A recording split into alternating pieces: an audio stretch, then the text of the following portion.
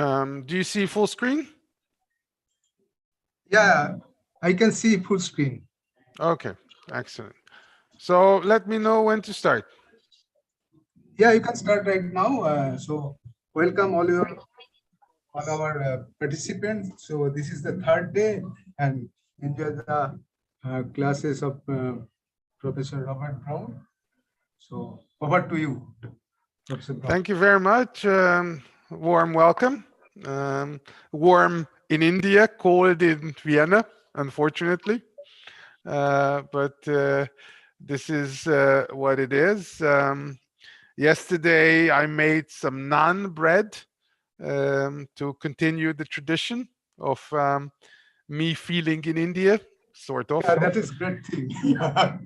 So we also missed you physically here, but you I'm enjoyed. trying. I'm trying. I'm not as good as I should be, but at least there's some illusion. I'm working with imaginaries, so at least this is a little bit of an imaginary of being there. So anyway, um, uh, this is your story, as presented yesterday, and I was very happy. I actually have to say, it's obviously self-gratifying that the concepts that I'm trying to pursue in this series of talks get through, and this is a pretty good visual image of what I want to convey at this point. Yes, we're talking about the politics of science. Criticality is obviously a term that I liked yesterday also.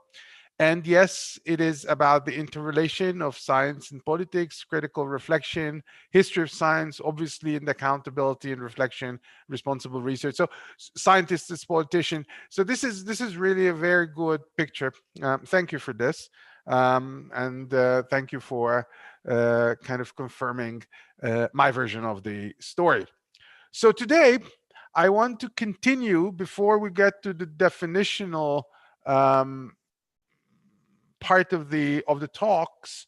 I wanted to continue and kind of round off what I call the macro history of science research and innovation.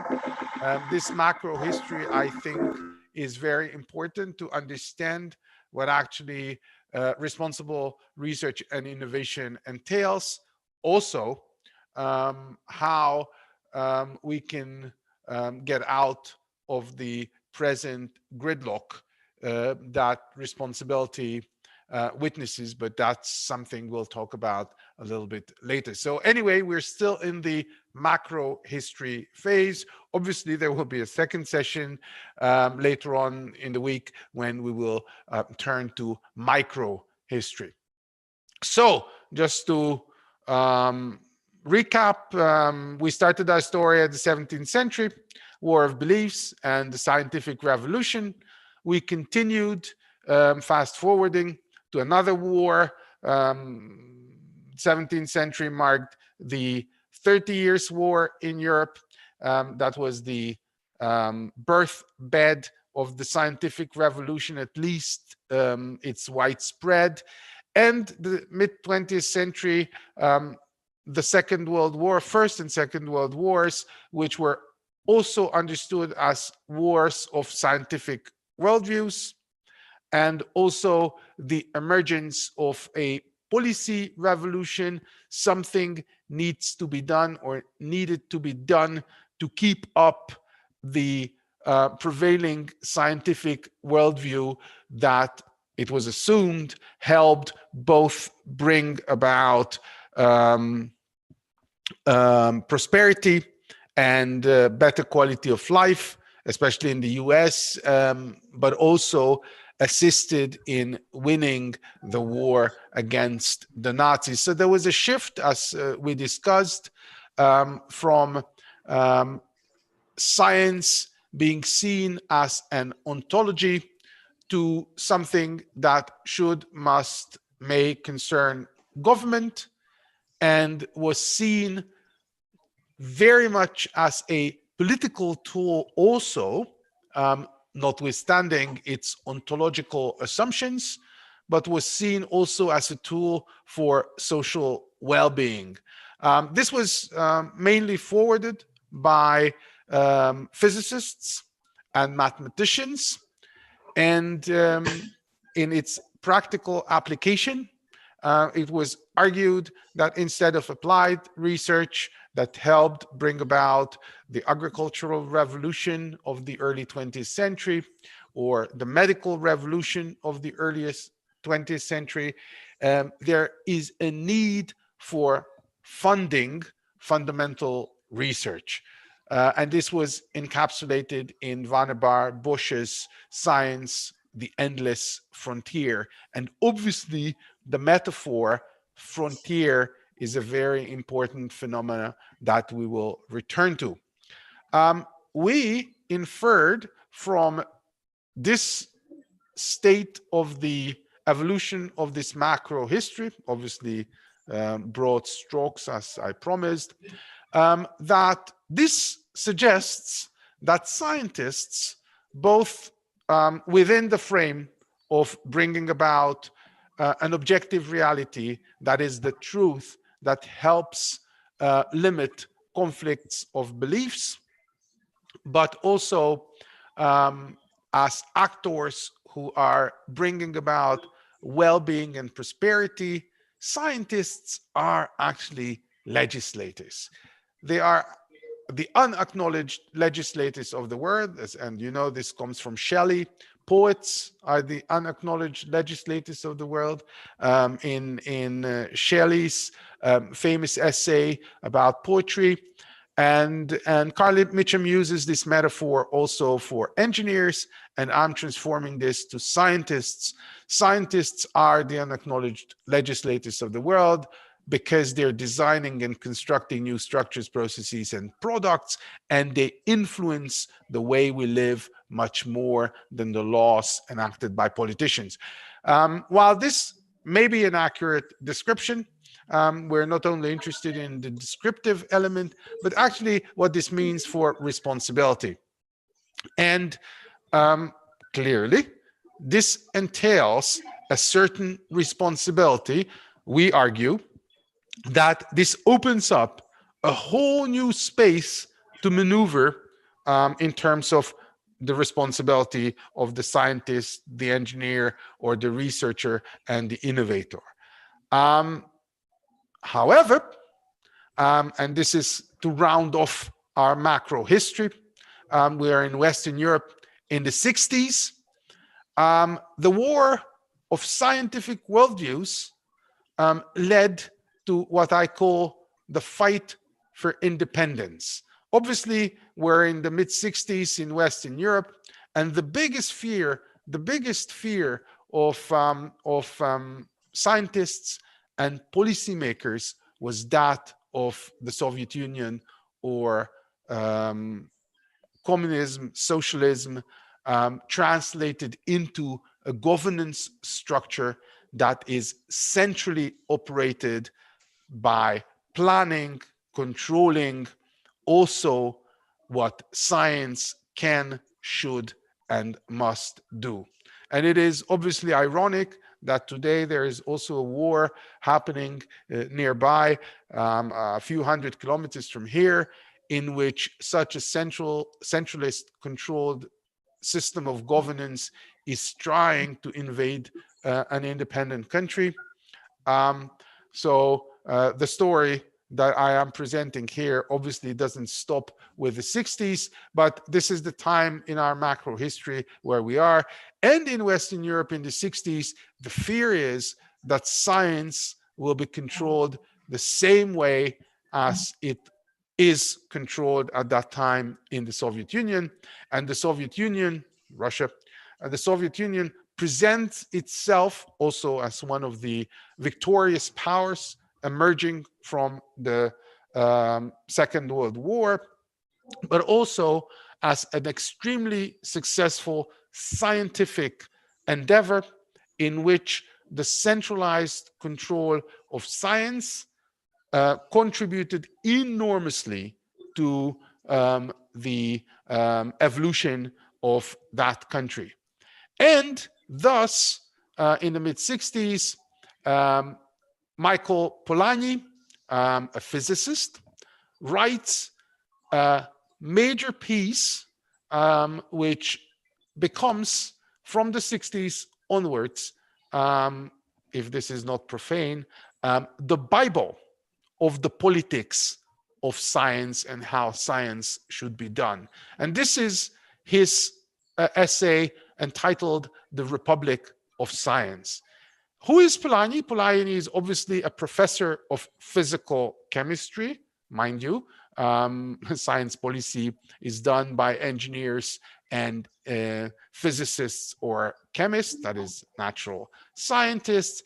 And his message is that science is or should be a war of liberation, a new French Revolution fighting for the independence and the republic, understood as a set of independent principles governing its own estate, that is the Republic of Science. And he's positioning himself with the likes of the scientific revolution, Copernicus, Bacon, Descartes, and argues that this is the final fight that needs to be fought for the scientific revolution to be successful.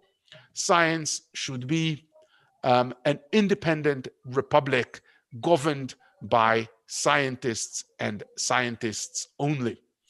His argumentation is obviously one of efficiency and neoliberalism. This was something that we have discussed yesterday, that capitalism as a governing rationality of modernity is closely intertwined with the evolution of science or the scientific revolution.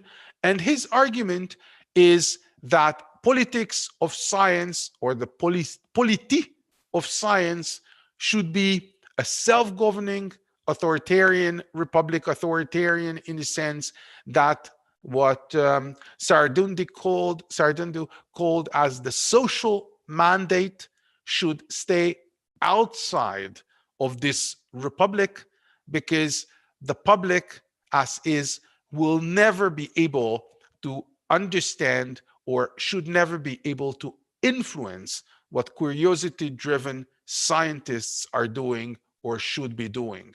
So he forwards what I call a realist, universalist way of progress, which is underlined by the economic efficiency and the economic benefits that science will bring. The central idea of this republic is that it's centered around truth, and this truth is operationalized as scientific excellence. To quote from Polanyi, he argues that since a dynamic orthodoxy claims to be a guide in search of truth, it implicitly grants the right to opposition in the name of truth, truth being taken here, and this is the central promise or vision, truth being taken to comprise here, for brevity, all manner of excellence that we recognize as the ideal of self-improvement. It has no bearing on the right of man to do as they please, but assures them the right to speak the truth as they know it. So the social mandate, as Saradindo calls it, the social mandate privileges the scientist being the knower of the truth. And this truth is encapsulated in his or her ideal of self-improvement that then is comprised here of all manner of excellence. So basically, science now is transformed into an institution, a political institution that is a republic. The basic tenet or legitimation of this republic is truth, and the main operational principle of truth is self-improvement encapsulated in the concept of excellence. So the scientist and in our language, the responsibility of the scientist is the pursuit of excellence.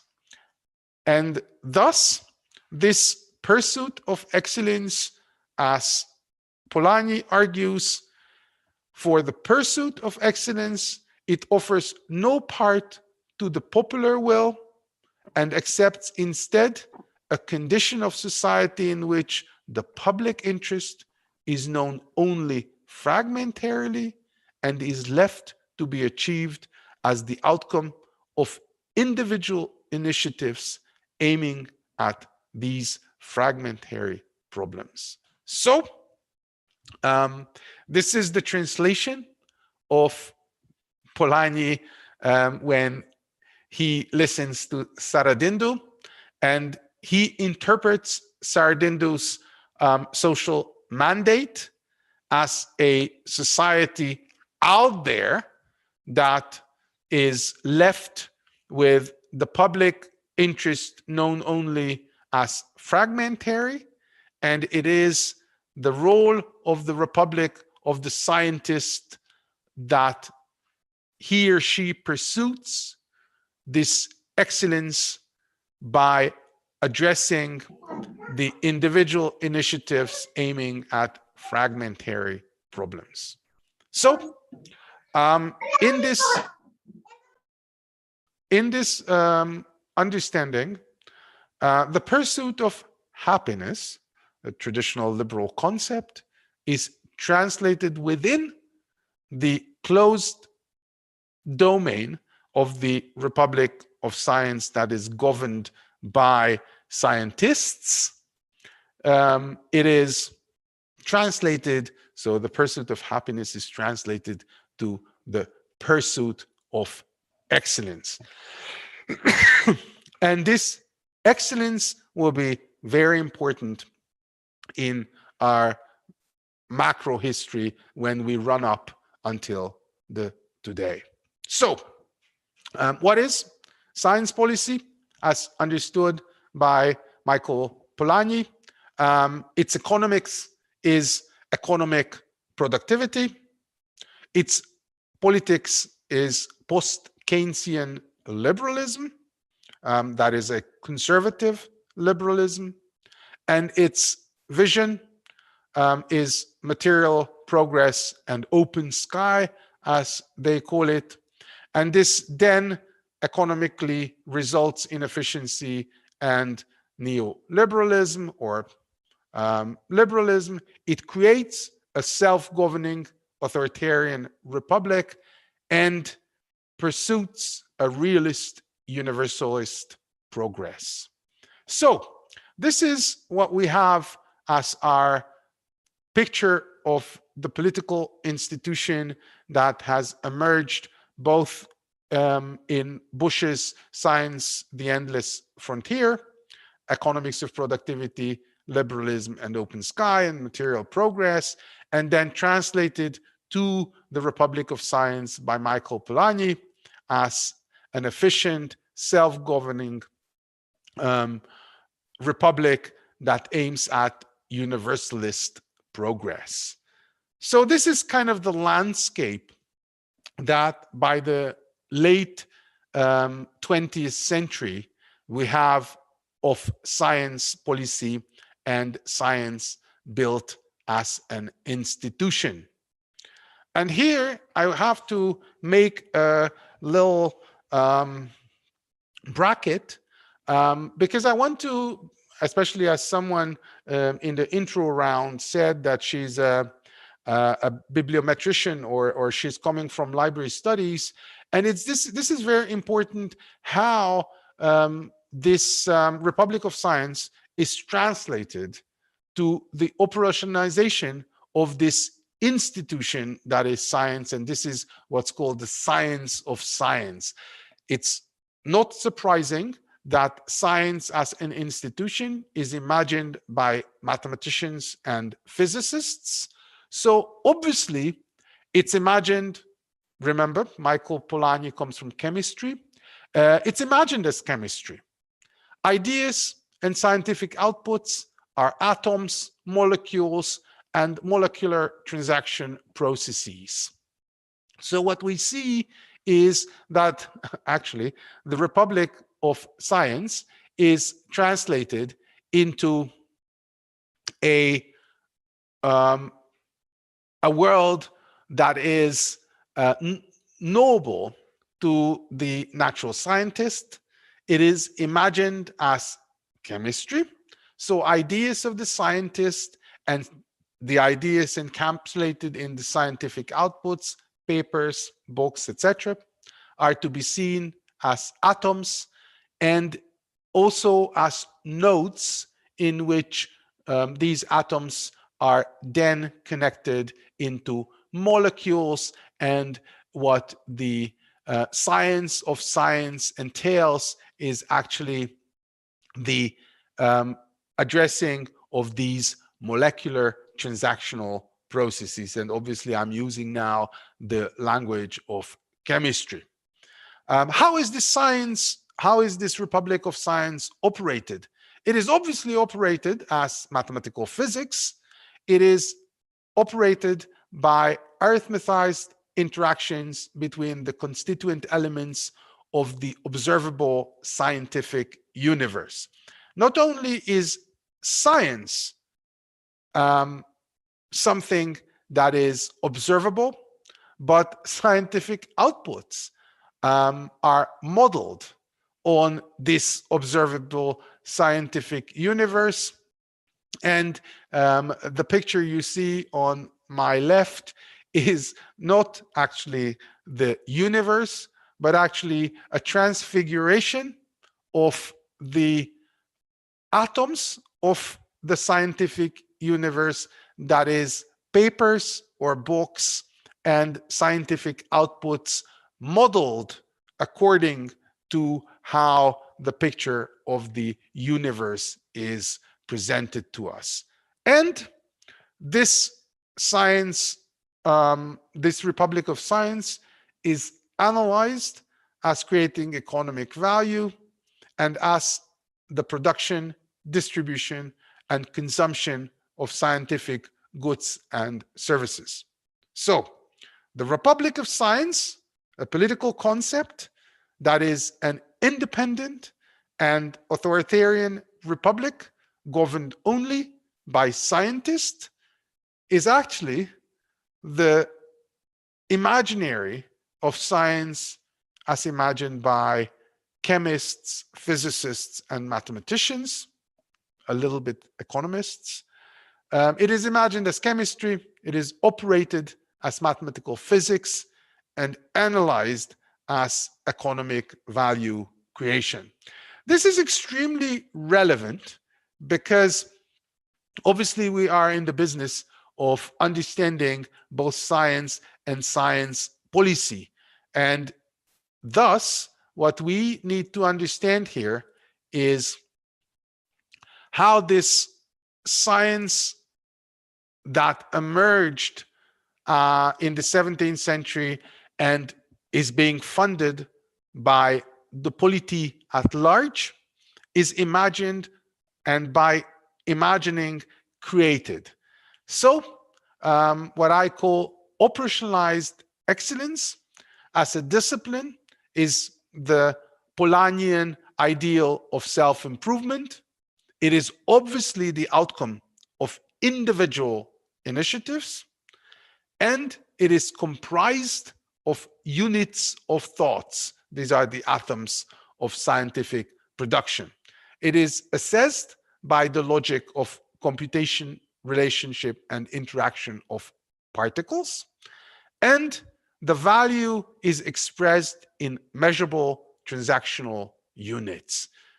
This, I think, won't surprise you, that what we have here is the world of scientometrics, the world of bibliometrics, and the world of measurable scientific output. So there is the Republic of Science, created by Michael Polanyi. That is an authoritarian republic that has as its central focus truth, and operationalize truth as scientific excellence. And this is translated and transformed by an ideal of self-improvement, which is the outcome of individual initiatives and measured in computational relationships of its particles, and the value is expressed in measurable transactional units. I am speaking of experience, and I am speaking of experience because I am the son of one of the founders of scientometrics, my father, who has been for 20 years to 30 years the editor-in-chief of the journal Scientometrics, was part of the, they call themselves the founding fathers of scientometrics and the science of science. He's a chemist. He's a professor of chemistry.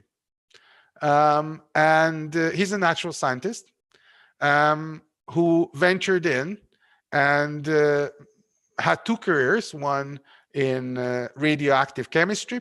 He became a professor, but also he was one of the founding fathers and published extensively on scientometrics, that is the science of science. So to understand how we got where we are in this macro history of the politics of science, we need to understand who, how, and what is being imagined as science.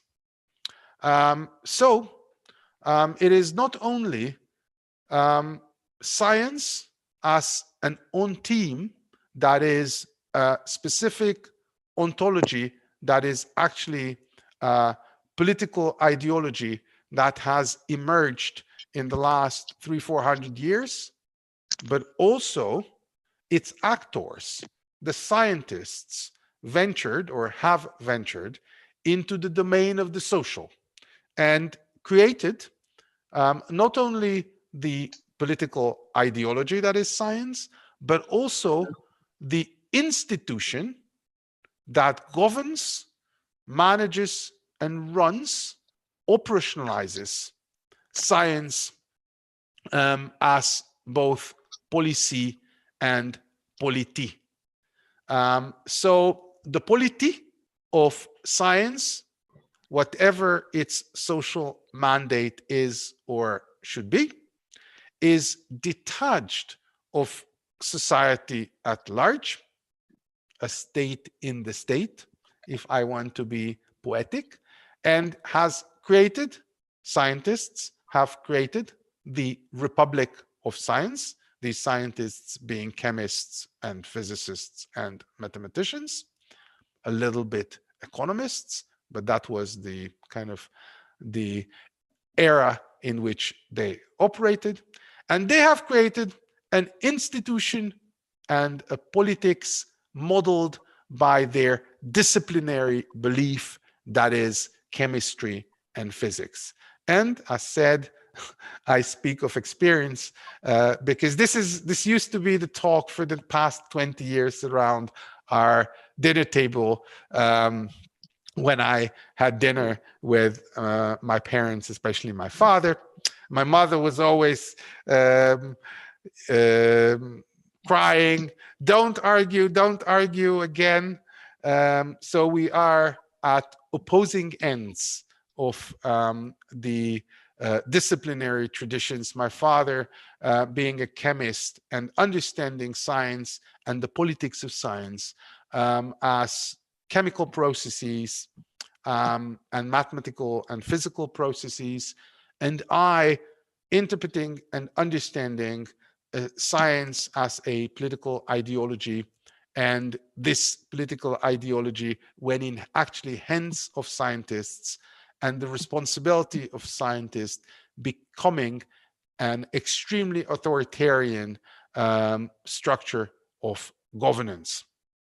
And the pinnacle, and I am obviously now speaking of a European perspective, the pinnacle of this macro history, that is the policy of science in the 20th century, is the establishment of the European Research Council, ERC, which is seen as the most important and paradigmatic institution of science or science funding.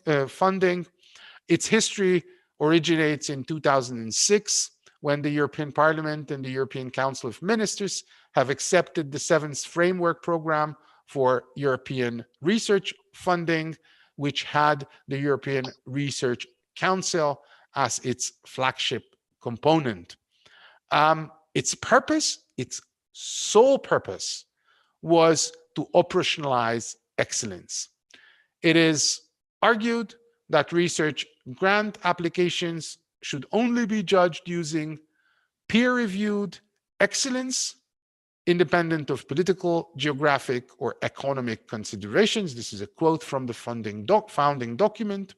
Frontier research, again, the symbol of frontier as a war symbolism. Frontier research should be targeted by encouraging high-risk, high-reward proposals that may revolutionize science and potentially lead to innovation if successful. So the purpose is to translate what my father and others, including Michael Polanyi, have suggested, to operationalize excellence and to enact this excellence in an institution, a real physical institution with budget, that is the European Research Council, with a budget between 2014 and 2020 with more than 13 billion euros, which is approximately 17% of the total research funding that's awarded by the European Union. This has remained approximately the same, 17%, in the new framework program that is running from 2021 onwards. It's a little bit more, it's 15 billion because the overall budget increased, but it's still 17% of the total. So this is kind of ending our macro history. 70% of the grants are natural sciences. Top countries, unsurprisingly, are the UK, Germany, and France. And here is an article which I also suggest in the reading list by Helga Novotny, who was the first president, an Austrian, by the way, of ERC. And she writes that obviously the ERC, that is the establishment of the Institution of Excellence, is a success story. It has achievements in funding that is widely admired by the world. So it became a role model, she claims, for research funding, something that Vannevar Bush has foreseen.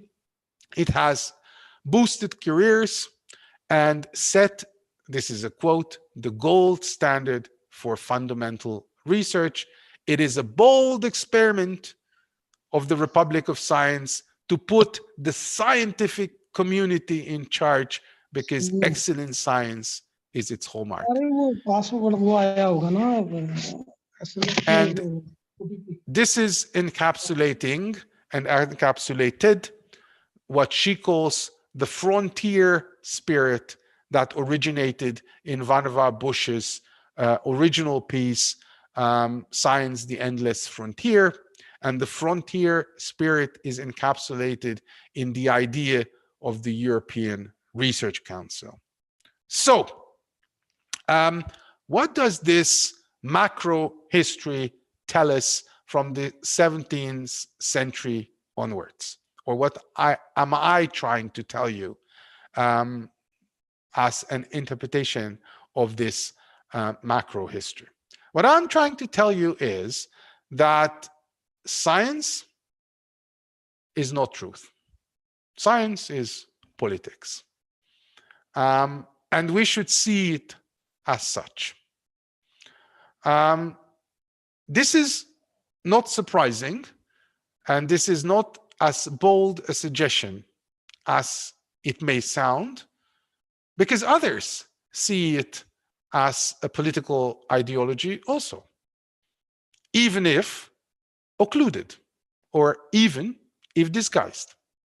From Vannevar Bosch to Michael Polanyi and Helga Novotny and many others, my father included, who are engaged in the politics or policy of science, research and innovation, they also see it as a political ideology. And as it is a political ideology, they never say so, it requires a worldview, a vision. It also requires an institutional setup that is political. It requires a polity, understood in a very specific way. And it requires a constant political process that is encapsulated in its political institutions, that is its politics on a day-to-day basis. What does this second half of this macro history tell us? Those who are engaged in the business of science policy, that is seeing science, research, and innovation as a political ideology, from Vannevar Bosch to Michael Polanyi, have suggested that scientists, so those doing science, detach themselves from the social mandate that Saradundi and others are talking about, or to interpret this social mandate as operationalized excellence that's independent of society at large, their responsibility being not the betterment of society at large directly by engaging, involving members of society or different publics within society at large, but rather to shut them off, close themselves off in this authoritarian republic of science that's governed by very different principles that society is governed by at large. Democratic liberal societies are governed as such. It should be governed by excellence or the pursuit of excellence. Excellence then being translated and transformed, because it was physicists, chemists, and economists who have made this translation process. They have translated this governance into the world they knew, and that was the world of chemistry. That's made up, excellence, made up of operationalizable units, atoms, which are individual outputs. These made up of becoming molecules and then entities of the scientific world and institutions. And on the top of this institution is a funding organization, the European Research Council in Europe.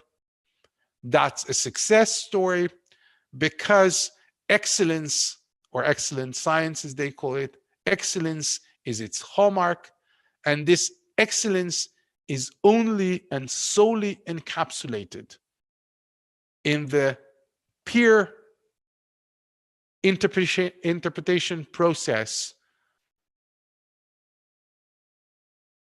procedurally operated by publishing high impact journals, age index, and impact factors, and other measurable mathematical tools that will then give a transactional component to a measurable transactional component to the ideal of excellence that Michael Polanyi has suggested. This is, I accept, an extremely different picture than where we've been with understanding scientists, researchers, and innovators having a specific responsibility stemming from them being legislators of the world. So this is the impasse that we are at, and this is the institutional and theoretical frame in which responsible research and innovation, an alternative trajectory of the institutional and operationalization of science, is embedded in. Our micro history, which I'll turn to from tomorrow onwards, will show us how this alternative institutional trajectory is imagined by mostly social scientists, but also will show, or I will show, the limits, the breaking of which we will have to again go back to the 17th century, but this is another story. So please, here is your engagement section for today. I'll stop sharing and I'll put the code in the chat. So please, as you have done yesterday, please go to Mentimeter, menti.com with this code, and please answer the question that is posed there. And then after we've done so, we'll have a discussion round for 10-15 minutes to close the session today.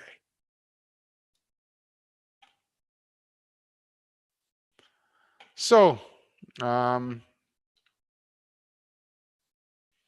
let me share my screen. What word best, this is a word cloud exercise, what word best describes the pursuit of scientific truth?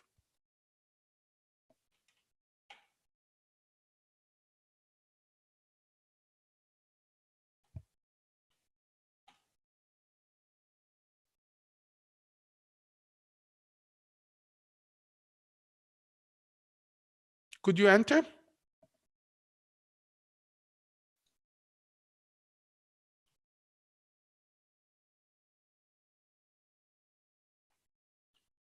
Big silence. Are you all here?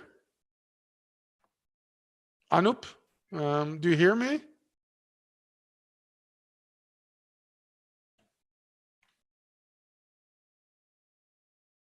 Hello there. Is there anyone out there? Yes. Yes, okay, good. Okay, so please go to Menti.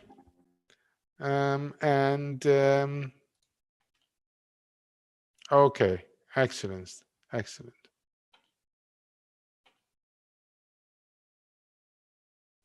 Okay, we only have 2 people yet, so please, others, join.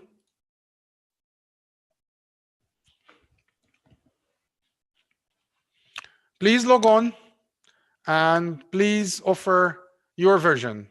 What word best describes the pursuit of scientific truth?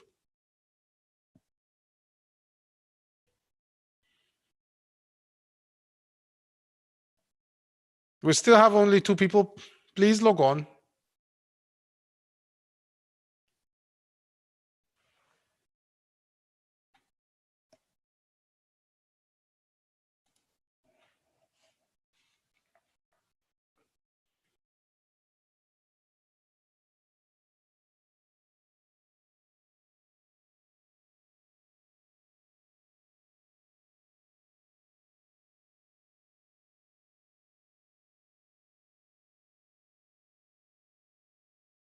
Seven people. We still have a few others. We have 29 participants, so please others join in. What best describes the pursuit of scientific truth?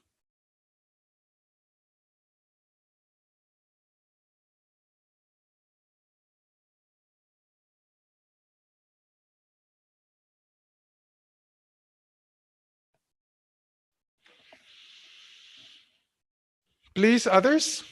We only still have 10 people. Some more.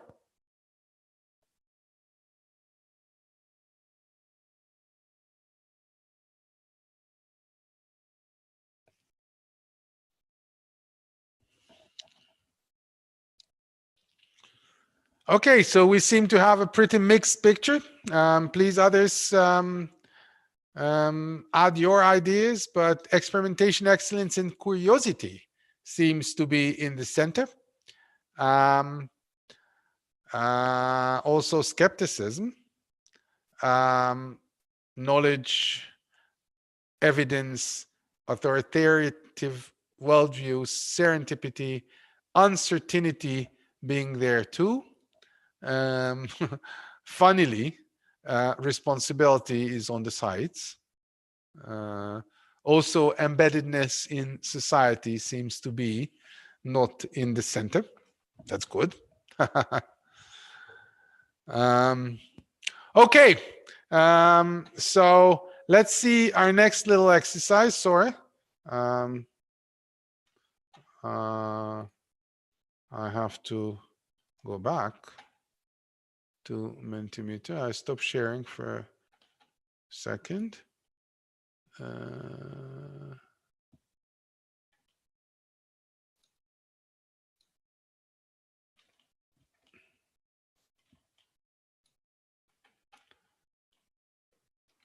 So here is your next question.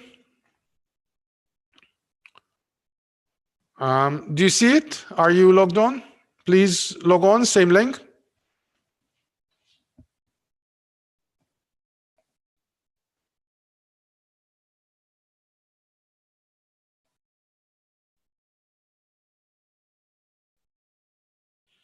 Let's see how much you agree with all that has been said up till now. So science is a political ideology and should be addressed as such.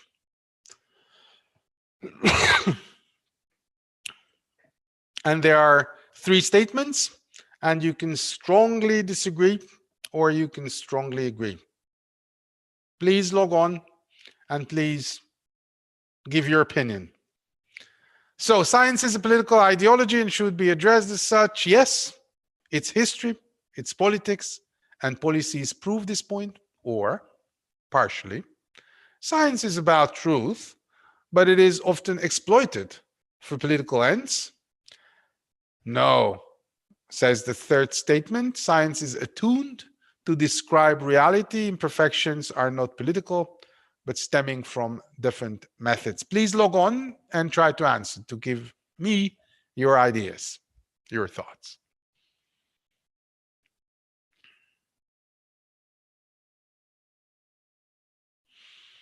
We have 4 people, so come on.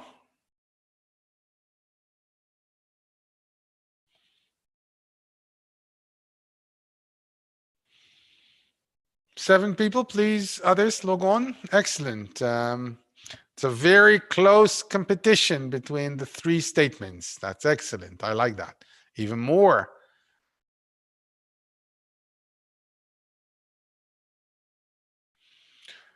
Ten people are logged on. Some more, please.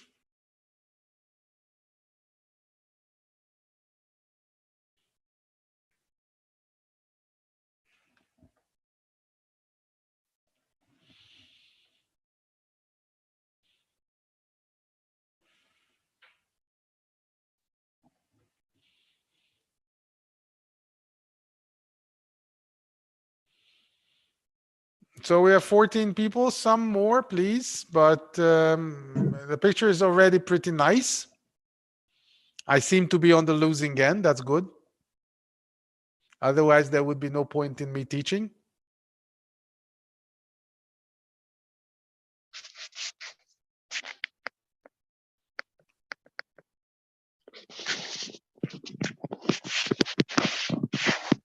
Okay, 1 more minute.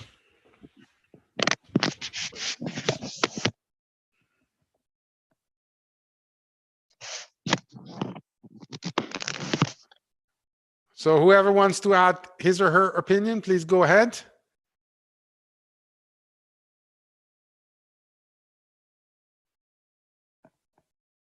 Okay.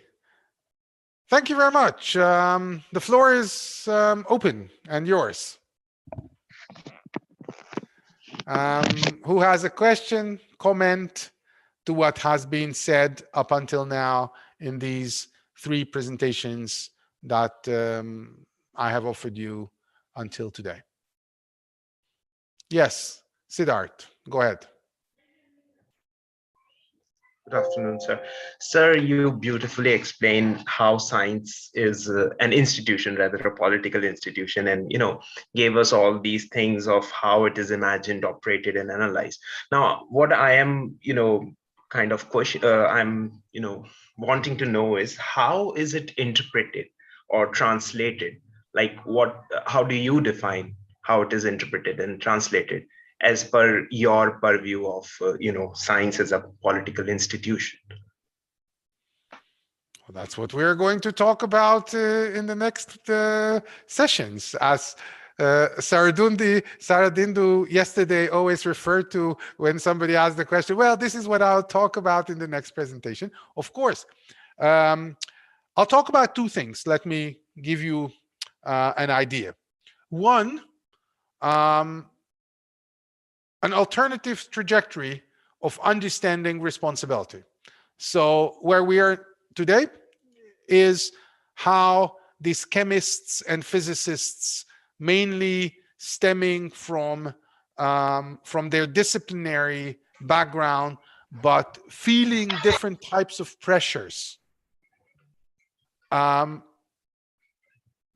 what they thought to be the politics of science,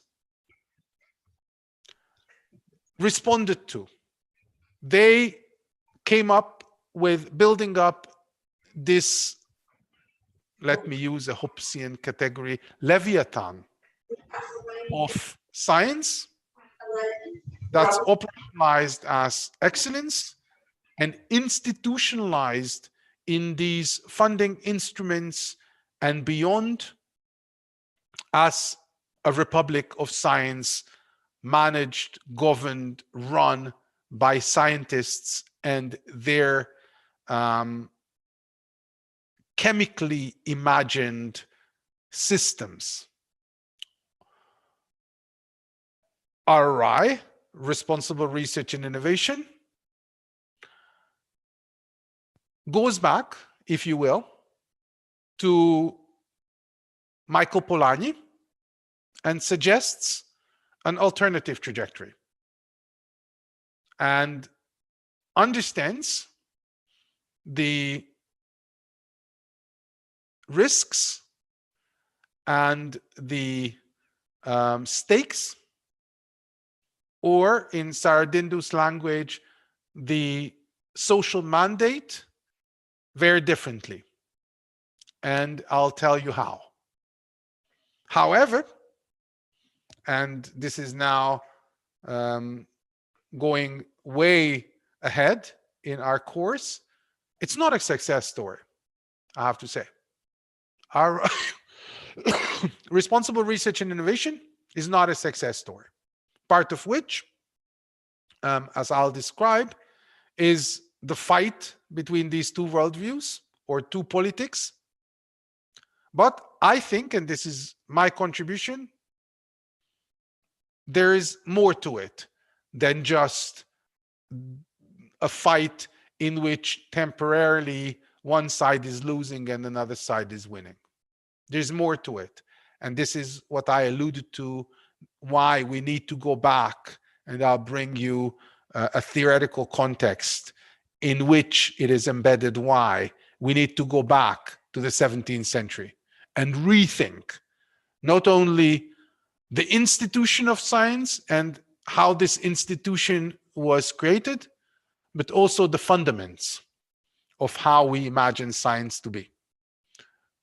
Other words, we need to re-politicize science, not do away with science as political ideology, because that's what it is, but we should take away, if you will, and this will be my argument next week when we get there, we have to take away the paravan or the veil that occludes that science is a political ideology. And when we do this, a new whole world opens up. And this is the world I'll show you. Thank you, sir. Yes. I hope I sir, tease you into this series even more. Yes, sir. But can I maybe add something more to it? So you described Michael Polanyi's, definition, his vision to be interpreted as a realist vision, realist view. How about us imagining it from a deterministic point of view? Well, I don't see any contradiction between determinism and realism. I think determinism is a version of realism. I think that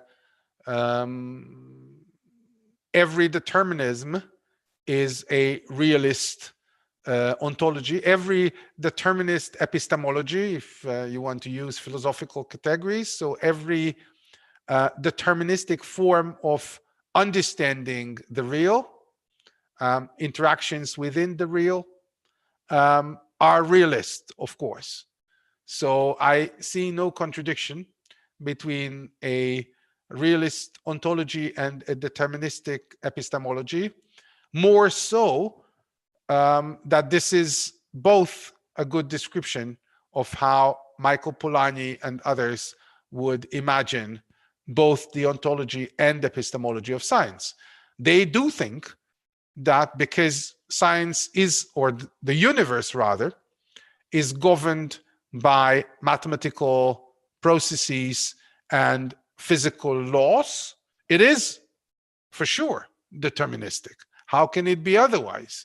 And our task as scientists, they would argue, is to understand these determinations or deterministic processes, they call them scientific laws, and describe them to as much fullness as possible. And they would argue that our imperfections of understanding the deterministic nature of the universe does not stem from partially or fully it being undeterministic, but rather from our methods or from the deficiencies of our knowledge of the laws and processes that determine the universe as is. And unfortunately, they were so bloody successful in suggesting this deterministic realist ideology for science that even social scientists, especially in the early 20th century, Weber and then Talcott Parsons and others have signed up for this deterministic worldview in the social as well as the natural.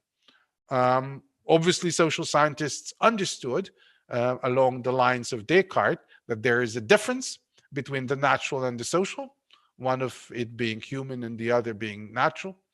But not only that, they are deterministic, however, in the same way. They call this the system theory of the social. So while they saw, natural scientists, the universe governed by deterministic laws as a system, interacting in a causal and deterministic way, so social scientists understood the social as a system. And the social scientists' role was similarly to unearth these laws that govern social processes. Luckily, that this theory of systems faded out from most of contemporary social sciences. Not yet from the natural sciences, but I hope it'll come. Thank you so much, sir. Any other comment, question, suggestion?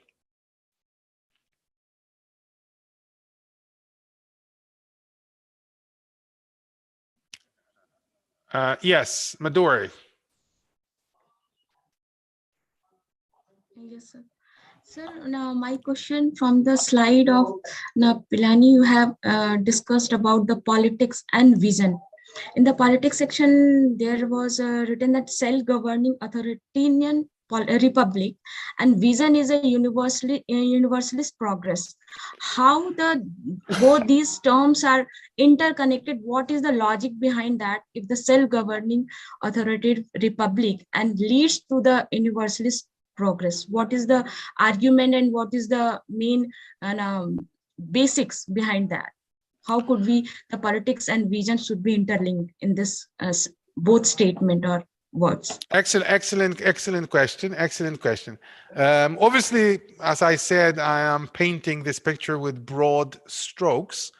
For this, it is important to know that we're in the mid-60s when the biggest fear of science and science policy was becoming communist or communistic, becoming centralized, becoming governed by the state and the authority of the state that represents the people, it is argued.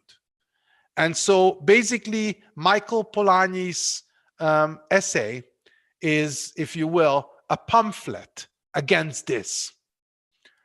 State intervention, centralized state intervention in the Republic of Science. Unacceptable. The Republic of Science, which obviously, based on much of what has been said by Vannevar Bush, that it brings economic success and aids quality of life and well-being of a society, should not be governed as a nation or as a political community at large. It should be governed differently. It should be, as I said, a state in state, because we're scientists, we know the truth. It's not the politician who knows the truth. Politicians do stuff that they think members of society want them to do.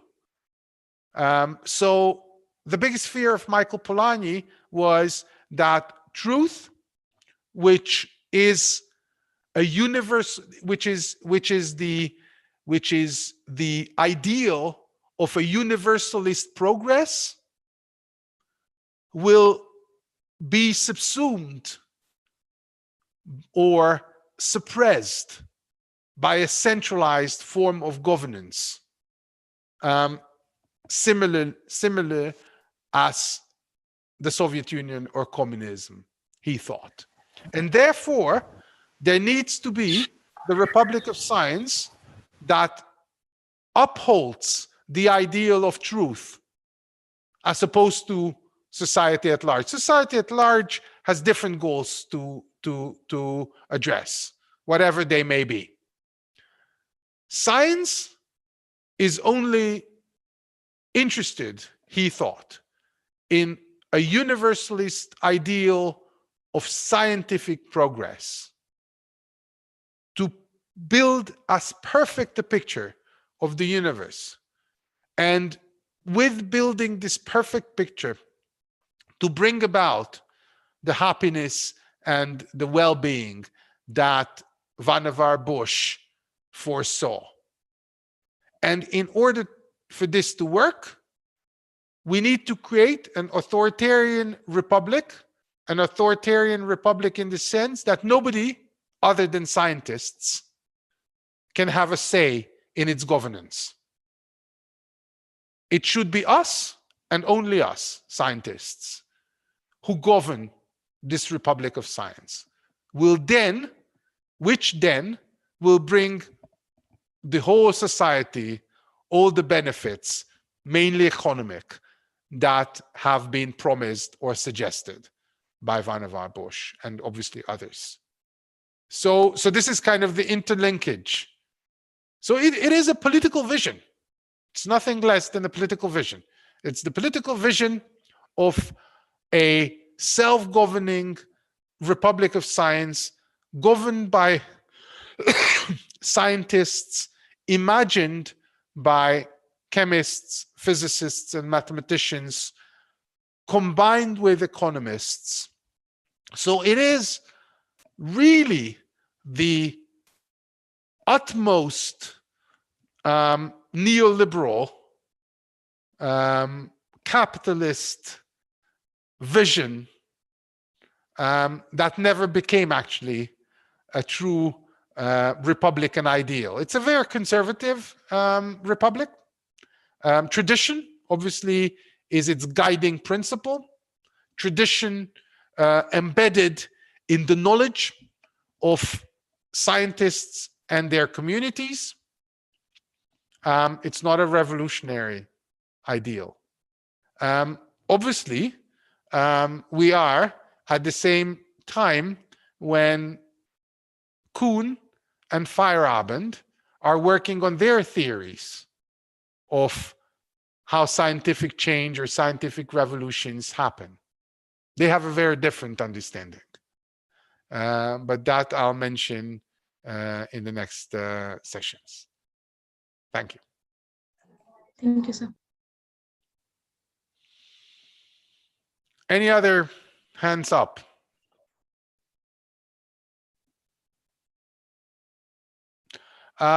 Somebody asks in the chat, says, many thanks for your presentation. I would like to know how Bruno Latour's Parliament of Things reconcile with what Polanyi has to say about science as republic. This is an excellent question. And as my big teacher, Saradundi, always says, I'll answer this in the next presentations, because actor network theory I will obviously use in describing the foundations of a different understanding of the responsibility of scientists. To make it short this time, it doesn't go well.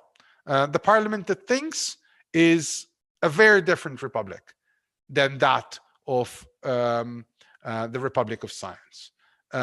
It's not only open in a more discursive, not only open in a more ontological level, but it obviously, as you very well know, incorporates not only scientists, not only all humans, not only all non-humans, but things as well.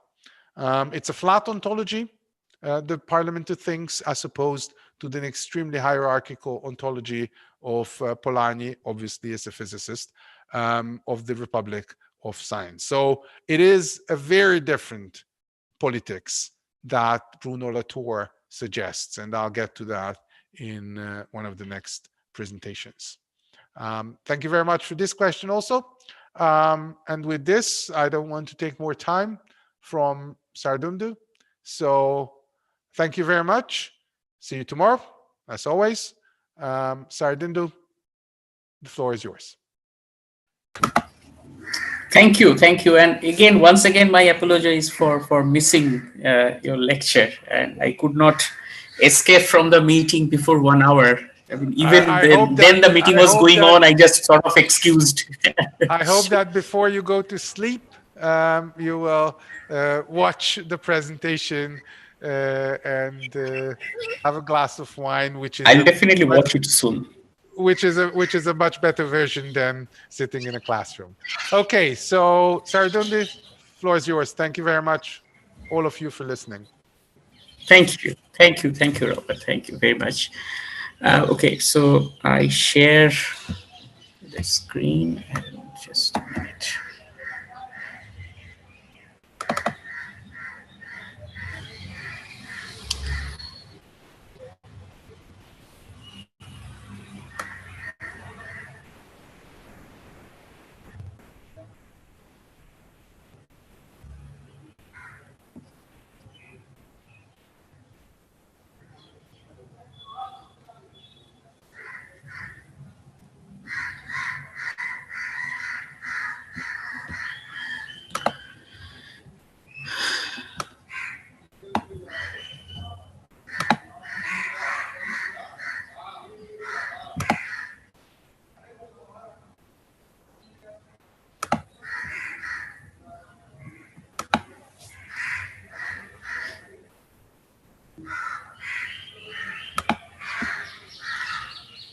Is it? Yeah, you can see it. Full screen as yet? No, not just. But it's not full screen, no? Maybe I just cross it. I don't know what is happening here.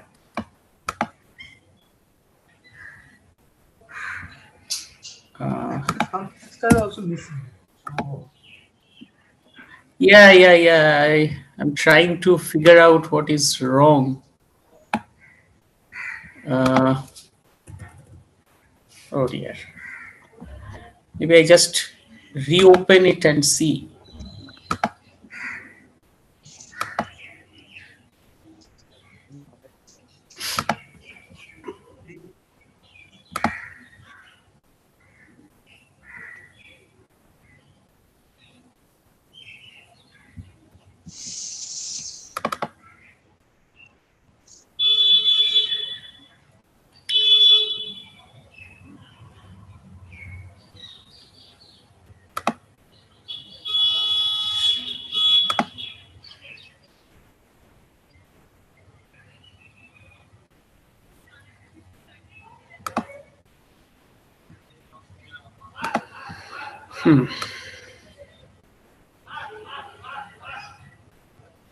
What is that? Yeah.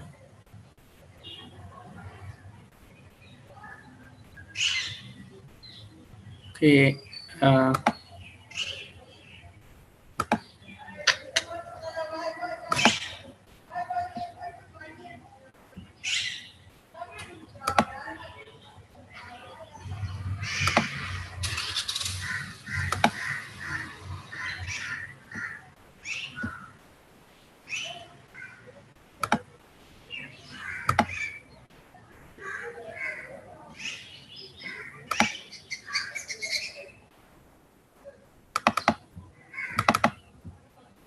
I don't know what is happening. Sorry for this. I'll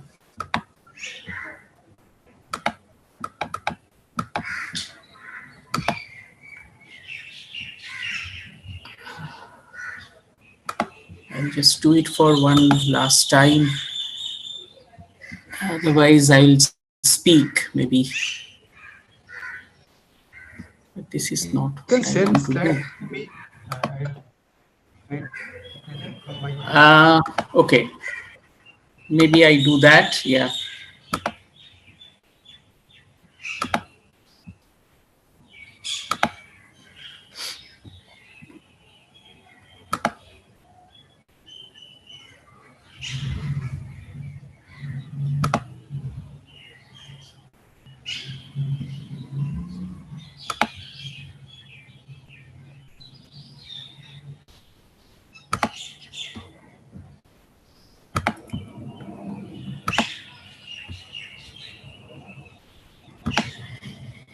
yeah, sent you.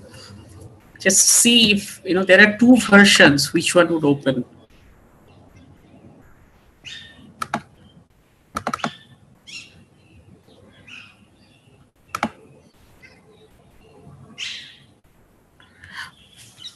Okay.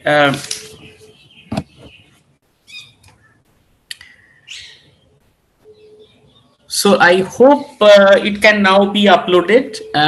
So to begin with, let me tell you that, well, in a sense, I will continue with the conversation we had yesterday, especially on the issue of scale. The theme of today's talk is, the funding challenges for frugal innovation and whether corporate social responsibility can offer a solution.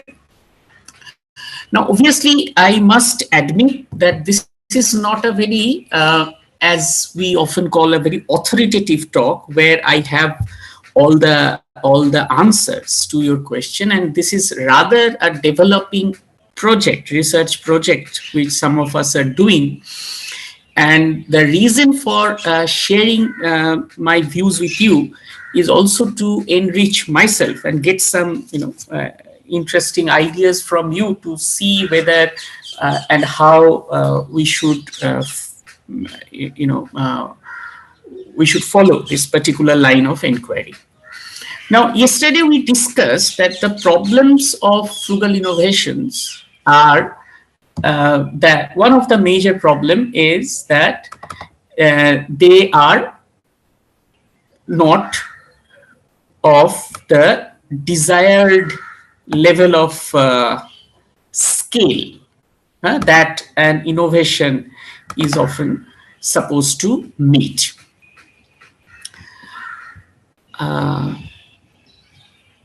But what is happening here? It's only one. Oh. Yes.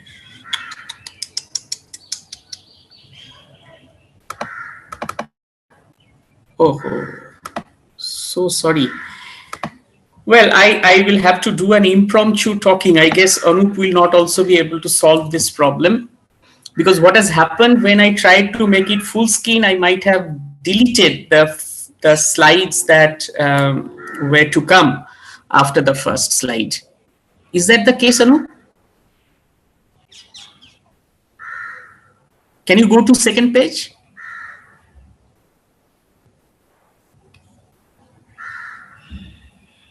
Oh, yeah. Oh, excellent. Yeah. So thank you for that.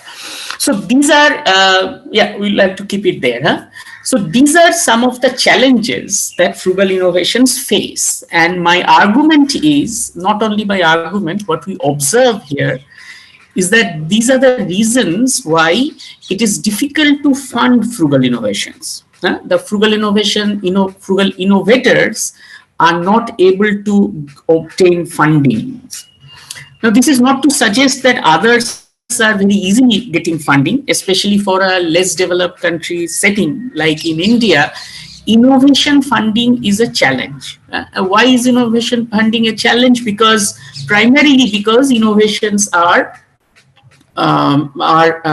uncertain tasks, and added to that, there are interesting sociological theories about who gets funding, even in a university context.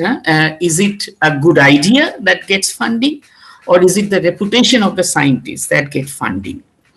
In case of a frugal innovation, neither of them are kind of appealing to the potential funders.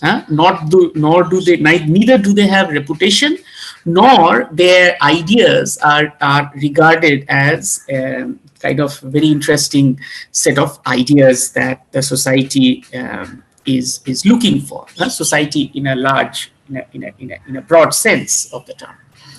The low scalability of these innovations are an added obstacle, because for public funding, and this has happened anywhere in the world, even if I, in a very abstract manner, refer to the discussion on Vannevar Bush's model, the public funding was for the entire country. So it was supposed to motivate those kinds of innovations which would be helpful for the entire economy. So that is the kind of a scale that we are talking about. Okay. Yesterday's discussion, we said how a particular local context specific innovations were taken up by the state for its large scale implementation, and it led to a distortion of the innovation itself. Now, what am I trying to argue here is that when innovations are not of large enough scale, there is a little difficulty, I guess, for the public to justify spending for that. I mean, this has happened in case of, say, for example, rare disease in the context of India, that it only, the resources that you allocate is only applicable to maybe 5% or 2% of the population, or maybe little less than that. Okay, whereas the amount of money, if we use elsewhere, we can probably be benefiting, say, the 20% of the population. So that public good concerns, that a good that you can have, which would be accessible to many, not only a few, or in a particular country, or in a particular context, in a locality, etc. So for that kind of innovations, we always have these difficulties of ensuring public funding, and that is happening not only in India but also in other developing country contexts. I have seen in Kenya, etc. The second point is about the inadequate reputation of the innovators, which I just talked about. Third is, in my view, there is also an inadequate social and political legitimacy of these innovations, partly arising out of the first 2 points, because they cannot be scaled adequately. And these innovators, what are they doing? How do they, develop this product? What kind of processes they follow? What kind of quality standards they are following? What kind of scientific protocols they follow, etc. So there is a kind of an overall, there is an environment of suspicion about these innovators, and I'm not really making stories here. If you read some of the biographies of the grassroots innovators in the national, in India, which are described in the portal of the National Innovation Foundation, you'll get to see that these challenges have been quite, prominently there. Next slide, please.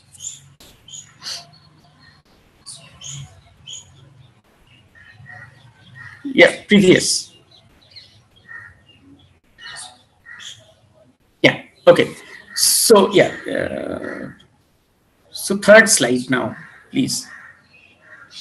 Second, third, yeah, that's right.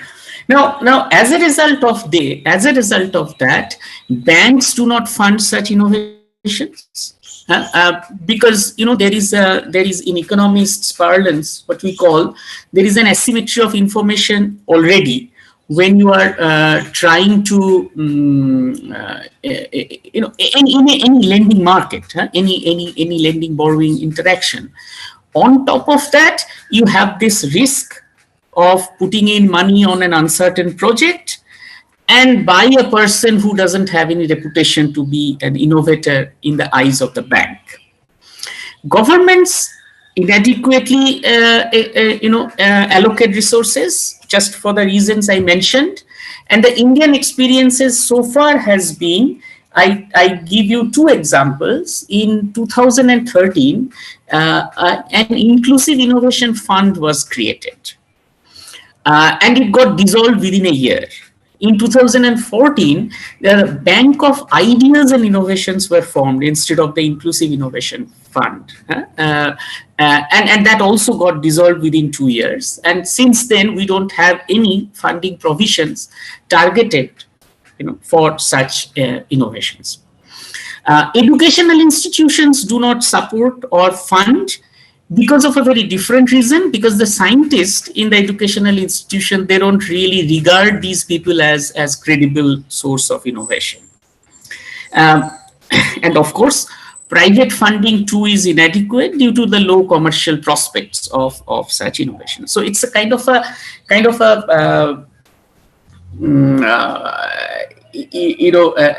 a vicious box of inadequacies, which makes it difficult to attract funding from the kind of sources that are known for funding innovations. Now, it is in that context we are trying to develop a line of inquiry to find out if there can be other ways of generating funds. Now, of course, we know that these days we are talking about something called a corporate social responsibility. Now, the corporate social responsibility is framed very differently in many, in different countries. In some countries, it is framed as something which is part of the social obligation. But in other countries, it may be seen as something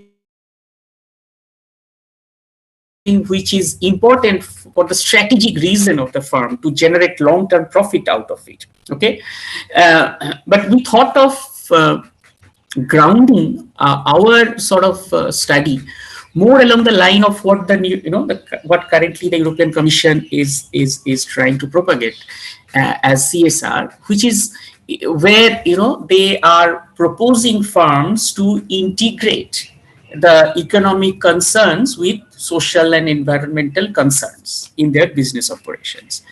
And this is something which is very much in line with the responsible research and innovation framework proposed in the literature.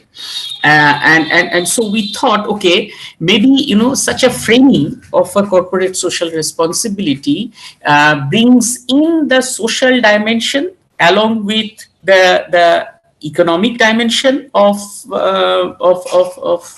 funding, because we know for sure that those innovations which cannot be generated in a large scale, which doesn't have much social or political legitimacy as yet, would be difficult to attract funding from the private sources or the more public sources. However, there can be certain social ways of generating funding and to explore those possibilities, because here what we are looking for is a kind of a funding where we would either be having a long-term perspective. So even in cases it can generate return, we are willing to wait for 8-10 years, not the 4-5 year time period. Or even in the case it sort of becomes a bad loan, it's not something that these companies will find difficult to recoup. Okay, because for any funder, there could be always a profitability criteria. I mean, if I have to survive, I need some profit someday. Whereas the whole understanding of corporate social responsibility can be framed in a way where we take it more as a social, the tax that the society is able to extract from the corporations. Why is that important? Because in many cases, at least in some of the European countries, we do see that there are farms which are very strongly located in certain localities. In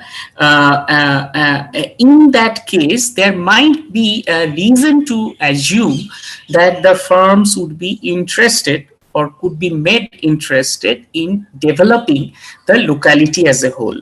There were some examples of such things even in India, but incidentally, most of them are like the public sector corporations. Maybe Tata Nagar is only example or only prominent example where this thing can be said about a private corporations.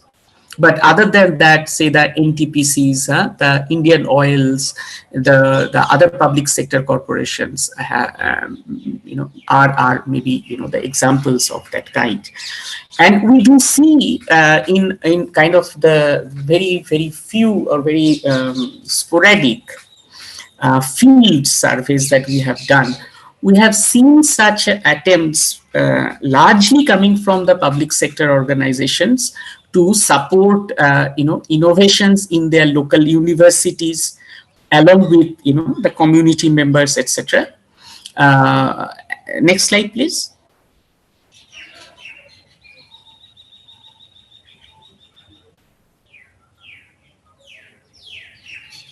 Yeah. But we do have a few examples coming up from the private sector participation. But once again, the kind of a balance that we are looking forward to, that is, the people who would either be interested in taking high risk or are motivated by pro-social motivations of funding. It is that combination which probably would be meaningful when we look for such kind of funding opportunities for frugal innovations. Now, why should we discuss it within the scope of an RRI framework? It is because of, again, the kind of participation we are contemplating through such funding mechanisms. Okay, there are important social values that might be important and that might be necessary to keep in mind, while we develop such innovations, and the funding for such innovations would reflect an acceptance of those social realities and social values by people who may not be necessarily part of that locality, but are contributing to that locality and trying, extracting resources from that locality. So there is a kind of a relationship they have built with the locality. So in other words, we are trying to look at a microcosm of an RRI framework and trying to argue that while the RRI framework is often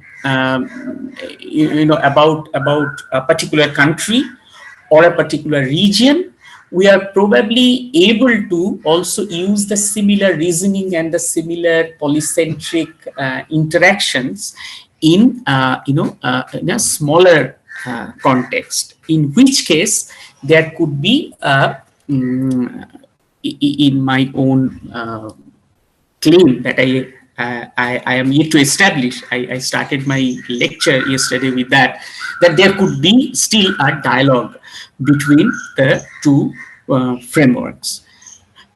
Next slide, please.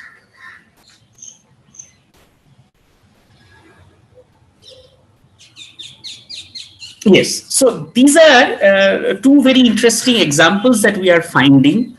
I think I gave these two examples to show that maybe there are two types of reasoning responsible for such a framework. One is a crypto fund being developed by UNICEF, where they are trying to tap in the cryptocurrencies to fund their operations, the entrepreneurship program, the startup programs, the micro developmental program, etc. Although we don't know much about who are the people who are funding, etc., but from the working of the cryptocurrency system, one can probably argue that these are the people who probably are willing to take more risk. So there is a kind of a different kind of risk appetite, and probably UNICEF is trying to tap on those kind of appetites to generate resources which are at least not going to give good return within a very short span of time. Whereas the other network that I have listed here, the clean network, there we are finding examples of various, the corporate sector entities coming together, developing a consortium, and through that consortiums, they are trying to fund, innovations in the renewable energy sectors. Quite a few very interesting cases are there. You can go to their websites, and the cases are very cases are discussed there, right? So these are the examples that I have in mind when I'm talking about the need for a different kind of funding mechanisms for the innovations which are responsible innovation, but whose scale of operations and therefore the scale of participation is much smaller than what the usual theories of RRI would suggest. Now, this is again, as I said, this is a developing argument, and the purpose of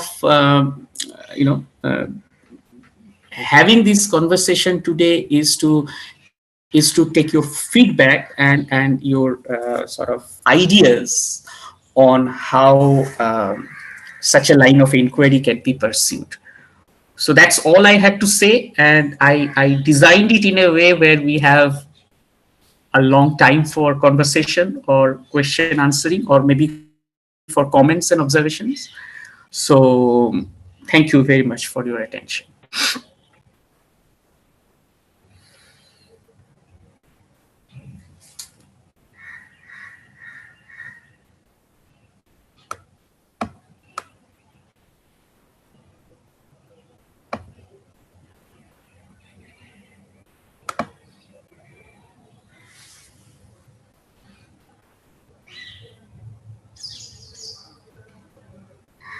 Any questions? Any comments? Any observations? Anything? Any? You want to share your experience? So I have a kind of a question. Can I? Yeah, please. Yeah. So, sir, you did mention like there's this definition given by European Commission in terms of what CSR should what CSR should be, right? And it mentions that it is on a voluntary basis. The interaction with their stakeholders is on a voluntary basis. Also, there is an act in the Companies Act 2013, Section 135, Para 1. It is defined that every company, having a specified net worth must establish a CSR committee, right? So keeping that in mind, we are obligating certain, companies to develop a CSR, and yet we expect that they wholeheartedly, give everything to that particular, setup, the CSR setup, and they kind of fund properly. Are we justifying this? We are imposing something on them and still expecting them to be doing something on a voluntary basis? Yeah. So when we use this definition by European Commission, it is not so much for the voluntary part of it, the voluntariness of it. It is more for the the larger philosophy that guides such funding. Yes, you are right. On one hand, asking them to pay for it by a law and then expecting voluntariness is, of course, contradictory. But what I'm trying to do is, as opposed to this view, if you look at CSR as something which is for the strategic interest of a firm, where by paying an amount today, they are trying to secure a business tomorrow. I'm trying to argue that particular view of a CSR might not be conducive for the kind of support that we are trying to visualize or we are trying to expect. So a CSR can only be expected to be useful because if it comes in that way. It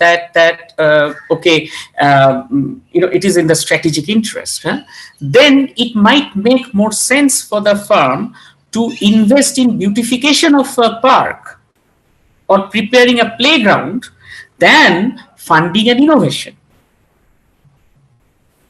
Right? So that is where I am sort of, or we are trying to make a particular pitch that how should CSR be looked at?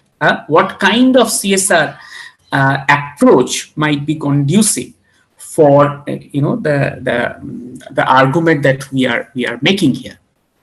So that was the objective, not really. And incidentally, during the COVID time, there was an amendment in the CSR Act, which now allows explicitly, the firms to invest in R&D projects. But of course, the R&D projects are very different from what we would be calling, a frugal innovation project. Not necessarily there would be a very strong overlap between the two. But it gives that, yeah, sure. Can I jump in here? Please. It's by all means. It's interesting in the question that you posed the question in a form that CSR is something they do, they being the corporation. And I think, and I wrote a book on this, which I just put in the chat. Sorry for the shameless promotion. It's a 2019 book. Entitled Corporate Stakeholder Democracy, I think, and this is instructive because I think the question is what we think the corporation to be.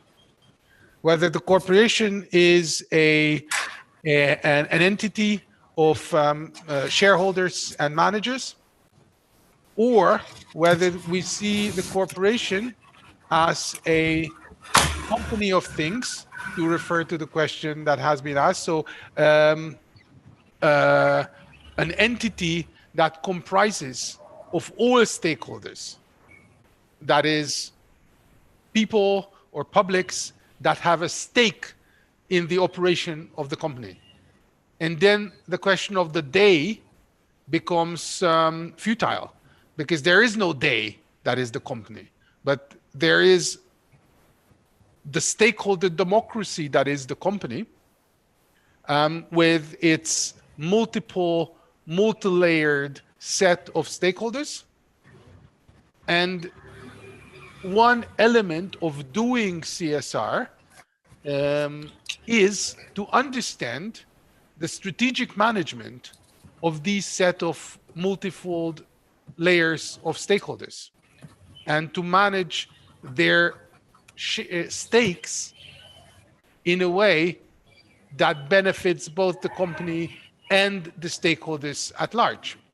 And I agree with Sarah that R&D and frugal innovation, for that matter, can maybe very much part of the ambit of a corporation that sees itself in this way as an entity comprised of a variety but pretty huge number of different stakeholders. And I think that CSR, as I see it, and we will get to this and the comparison, and I love that Sarah Dindu is talking about this, because I'll get to it next time around. My version of CSR loathes those companies that do CSR as an auxiliary to their regular activities. CSR is not something other than what they do on a normal day-to-day basis. CSR is rather a strategic understanding, maybe a different strategic understanding of how a corporation should operate. And in that version, obviously, innovation, and specifically frugal innovation, does have or can have a core role, especially obviously in the global South context, but also in the global North context, especially when we talk about sustainability, when we talk about energy use, when we talk about consumerism and the likes. I think that a socially responsible corporation that attends to the different needs, wants of its stakeholders should embrace, when innovating, the concept of frugality. Once again, we need to redefine frugal innovation to fit this purpose from a sustainability or anti-consumerism perspective. Sir, I would like to add to Yeah. your statement. So you did mention that there are some benefits. You use the word like benefits of stakeholders and companies. So in that sense, if we are talking about something beneficiary in terms of corporate social responsibility, I would say that the companies might use CSR as a tool for tax evasion as well. Or perhaps they can use it for falsification of their accounts, or probably, in money laundering, or somehow in some sense. Can that happen? Well, no, all that could be possible, but money laundering is happening even without CSR, right? But to sort of check money laundering, you need to have a good law for money laundering, and it's happening even when there is no CSR, right? So we can probably keep it sort of less complicated from that point of view. Now, I agree with your sentiment, and that's what is perhaps also there when we go to understand the CSR dynamics in the context of frugal innovation. That there is a lack of trust, at least in the Indian setting. There is a very the lack of trust between the various people who are involved in that, and that's a reality.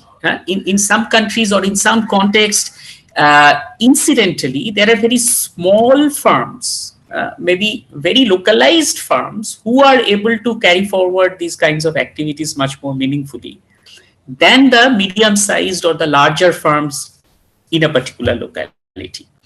But yeah, I mean, that's a challenge.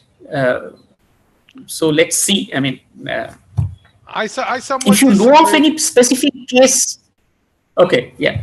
No, I'm just saying that if you know of a specific case which is interesting, I would like to know, and we would like to follow it up. Particularly cite a specific case, because that would be like too much of revelation. But then I have been part of a setup which I kind of looked at closely. I experienced it closely, and there I could see that there had been certain, it was more or less an instrument of tax evasion and of profit as well, to my dismay and to my surprise. Well, possible. Okay. We can talk about it in a private conversation maybe then. Sure. Sorry, Robert, please. No, I just you disagreed. I disagree, because it opens, I mean, people can call whatever they want. So you can call tax evasion and place it under the umbrella of CSR, but that won't make it CSR. So if I go into the department store and take a bottle of wine and don't pay for it, I can name it shopping, but the police will name it stealing. And I think the police is a pretty much more powerful naming device, if you will, than I am. And I could argue that it's a form of shopping, that I go in and instead of paying what is on the price tag, I pay zero and then walk out because I'm entitled or whatever. But whatever I call it, the police will call it differently. So I think tax evasion is tax evasion, and other schemes of trying to do wrong under the umbrella of CSR won't make it CSR. This is the practical explanation. The theoretical explanation is obviously that whatever you might do, you benefit is not a solely economic concept within the framework of CSR, but rather a social concept. And obviously there are multiple forms of benefit. One way to address it is obviously the triple bottom line. And so whatever tax evasion does may be beneficial from a financial point of view, even if it's legal. But definitely it doesn't tick the other two boxes, that is social and environmental. So I think that's one of the more theoretical arguments of CSR, that benefit should be also looked upon in a complex way. Society and environment. And this again takes us to the potentials of frugal innovation. While frugal innovation from a profit perspective might not be that beneficial, however, it might bring other social or environmental benefits. And at least this is how theory looks upon it. These other benefits will indirectly also result for the corporation in financial gain or any other gains that it's seeking. So I think you cannot look at CSR or frugal innovation out of its context. However, to understand CSR, not only stakeholder theory needs to be taken into consideration, but a different form of benefit, or a different form of looking at economics, and not only financial transactions, but other types of, if you want to use this word, profit making, profits that are social and profits that are environmental. So the theory goes. Yeah, thank you. That summarizes it very nicely, indeed. So we are writing a chapter. We have written a chapter on responsible leadership using cases of small firms in India. But I am not in a position now to share with you because the publisher will be angry, I guess, because it's not yet there in the print form. But yeah, thanks Siddharth, thanks Robert for this very enriching conversation on this. Any other comments?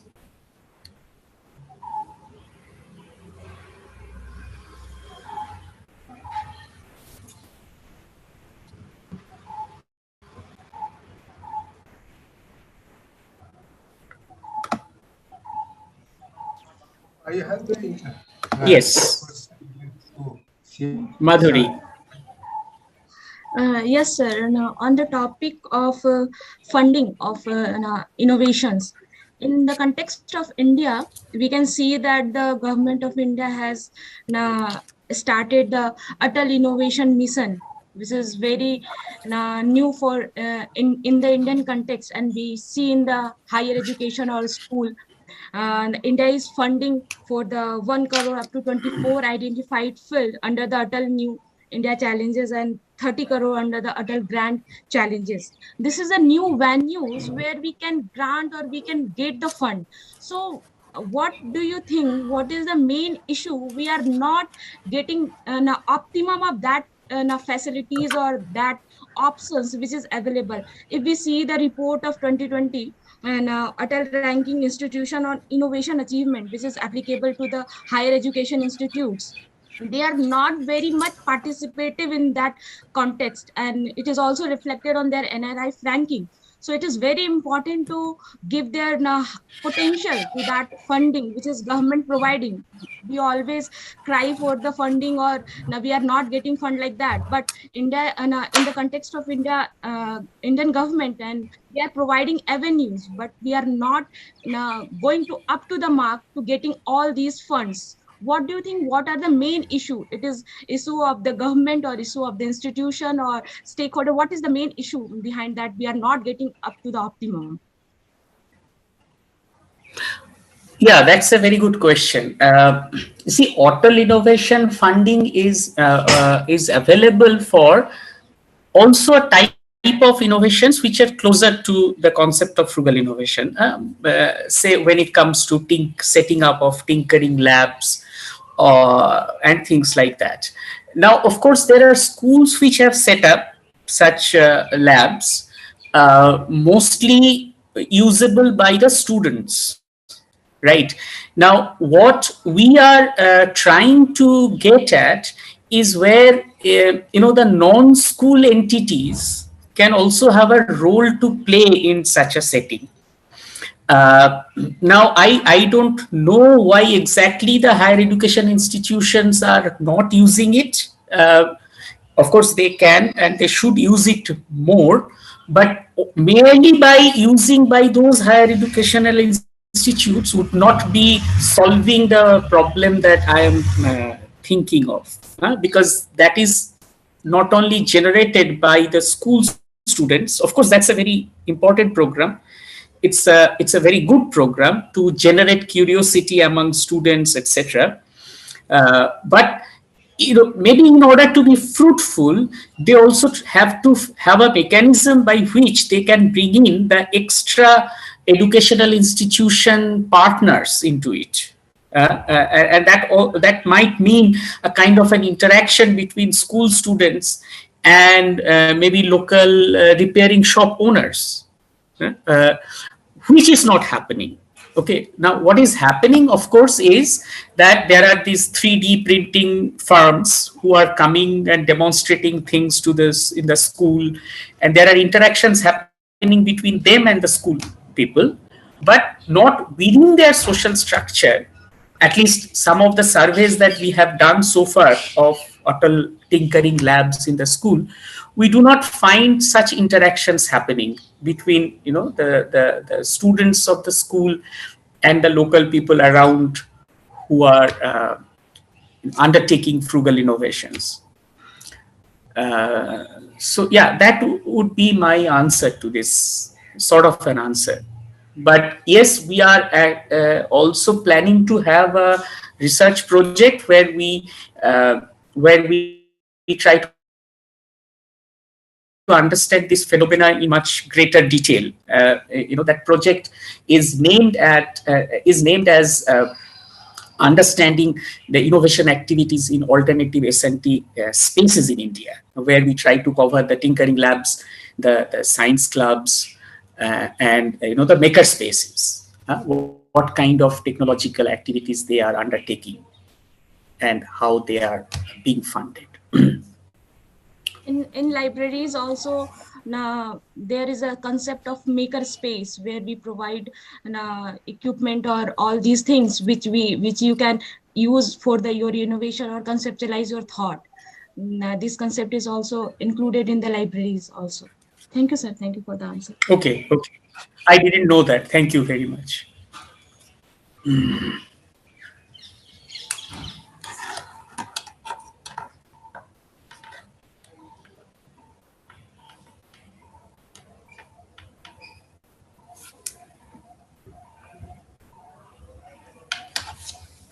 Other thoughts?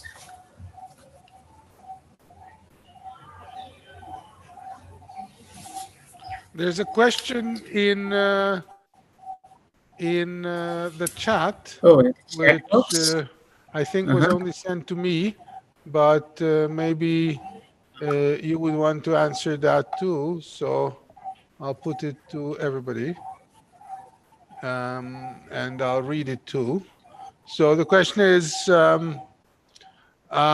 would like to know if there is more scope for providing impetus for crowdfunding than ensuring investor interest protection with regard to a company's decision on CSR project. I would be referring to put an asset class in line for getting access to funds as a first line hurdle in other modes of funding for startups. So the question is,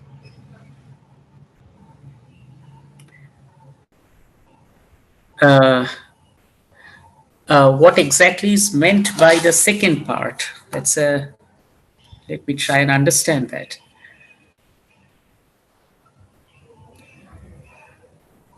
Ashish, maybe you want to explain? You mean, yeah, maybe you are talking about mortgages, collaterals? Sir, what I wanted to refer to was that most firms in the frugal innovation space have a problem generating an asset which can be hypothecated for getting a bank loan or access to that's what I'm saying. So, in a sense, yes, it is mortgage, but even if there is a potential proposal to show, that is a problem. But, the hard approach of investor interest protection with regard to CSR, because CSR is expected to be subject to stakeholder democracy, right? So there is a certain level of conflict involved in, a company making a decision externally to give funds to a project, whereas internally its shareholders tend to view it purely from a personal, rational or purely economic interest. So, in that kind of a scenario, you being from a frugal innovation, a background and context, would you suggest that instead of any laws on CSR, we should have more, sort of impetus to crowdfunding, or what could be the potential issues in both these contexts? No, I think you are again hinting at the voluntariness, the issue of voluntariness in this, which I agree. I mean, I think, when we do the project or when we sort of advance more in the project, maybe we would be having to deal with this discussion that to what extent CSR could be legalized to have the outcomes which are desirable from our side. Now, instead of making a theoretical answer, I would actually like to like to bring it up from the field, and that is the job of the empirical, the work that we are currently undertaking. That is making it a legal provision, distorting the allocation of resources under CSR, taking it to a more kind of taking it to activities which are more visible, which are maybe more economic, etc. Now that is of course part of the research. Now crowdfunding, I don't have any problems with. There are some projects which are being crowdfunded. The problem is that even for crowdfunding, the basic assumption of asymmetry in information remains. In crowdfunding, it is all the more asymmetric. The lender and the borrower, they don't know each other, and it could go either way. Okay, and there are cases. There is one particular case I have studied where the innovator actually could generate a lot of money, but then could not deliver on the promises. And that has created legal troubles for the innovator. Now, whereas in the case of CSR, the component of asymmetric information is much less because these two entities are staying together with each other. That is an advantage of a funding like CSR. Okay, so the mutual obligations, reciprocal obligations, can bring in certain elements of trust, which is difficult even in a kind of a bank lending, where you would end up asking for collaterals and mortgages, etc., which no innovator can give, and especially, of course, the frugal innovators. That would be my take. But since it was addressed to Robert, I would also request Robert to share your thoughts. I'm not sure that I can say anything meaningful about the legal or the banking element of it. I think crowdfunding can be a form, and I'm looking at it from a more theoretical perspective. Crowdfunding can be a way to connect to your stakeholders and to see what kind of risks they are ready to take. However, there might be a problem of moving from a traditional stakeholder position to another form of shareholding position. Because once you fund, and this is probably what Saradindu alluded to as having legal problems, you also become a shareholder of a sort. So I don't know, or I've never thought about this, but I think these two risk and stake positions, being a specific type of stakeholder and then being transformed into a shareholder, might also cause some theoretical problems. How to address and assess these two types of stakes that are involved, the financial stakes and the other stakes that have been there in the first place. I don't know if this answers the question in any form. Right. Thanks for the insight.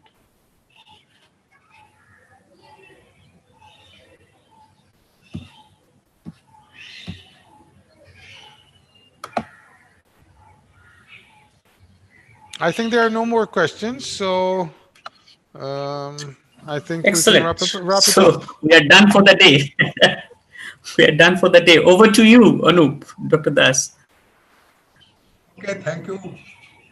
Thank you, Dr. Saradindu and Professor Robert, for your very enlightening lectures. And also, I think we have very good interactions with the participants. So, with that, we end our session for today. So, we'll start tomorrow at 3:30 p.m.